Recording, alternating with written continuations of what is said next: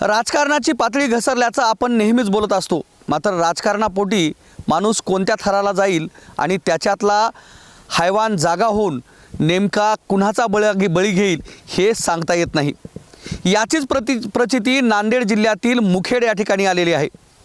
सरपंच पदाच्या लालसेपोटी आपल्या पोटच्या मुलीचीच हत्या केल्याची हृदयद्रावक जी घटना आहे नांदेड जिल्ह्यातील मुखेड तालुक्यातील केरूर या ठिकाणी घडली। पांडुरंग कोडामले नावाच्या एका इसमाने आपल्या गावामध्ये ओबीसी आरक्षण सुटलं आणि स्वतःला 3 अपत्य असल्या कारणानं आपल्या मुलीची हत्या केल्याची हृदयद्रावक घटना ही समोर आली, ज्यामध्ये पांडुरंग कोडामले याचं केश कर्तनालयाचं दुकान हे मुखेड येथील बारहाळी चौकात होतं। केरूरचं सरपंच पद हे ओबीसीसाठी आरक्षित करण्यात आलेलं होतं। पांडुरंगला 3 अपत्य होती, ज्याच्यामध्ये पहिला मुलगा व दुसऱ्या 2 जुळ्या मुली। 3 अपत्य असल्या कारणानं पांडुरंगला याच्यासाठी सरपंच पदासाठी उभं टाकता येत नव्हतं। मात्र सरपंच पदाची जी लालसा आहे अथवा राजकारणाची जी लालसा आहे ती कोणत्या टोकावर जाईल हे सांगता येत नाही। सरपंच पदाची आणि राजकारणाची वाढती लालसा पांडुरंगानं त्याच्या नावाला काळीमा फासत ज्या पद्धतीनं कृत्य केलंय ते निश्चितच घृणास्पद आहे।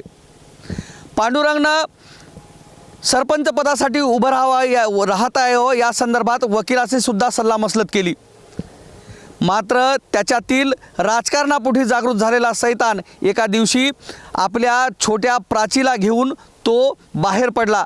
मुलीला फिरवण्यासाठी घेऊन जातो म्हणत याच ठिकाणचा जो कॅनल आहे जो महाराष्ट्रामधनं म्हणजेच नांदेड जिल्ह्यामधून तेलंगणामध्ये जातो, या तेलंगणामध्ये जाणाऱ्या कॅनलमध्ये त्यानं राजकारणाच्या लालसेपोटी प्राचीला या कॅनलमध्ये फेकून दिलं आणि त्यातच प्राचीचा दुर्दैवी मृत्यू झाला।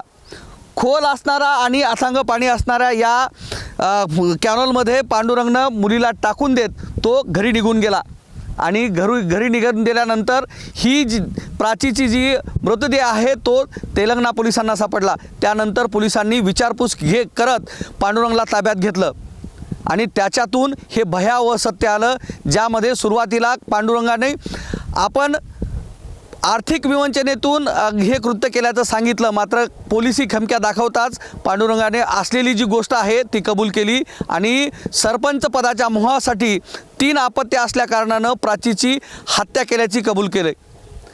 यावरून असं दिसून येतं आहे की राजकारणासाठी पोटच्या मुलीचीही हत्या करणारा हा हैवान पोलिसांनी ताब्यात घेत त्याला आता तुरुंगात टाकलंय। कॅमेरामन सुधाकरसह मी धनंजय सोळंके, टाइम्स नाऊ मराठी, नांदेड।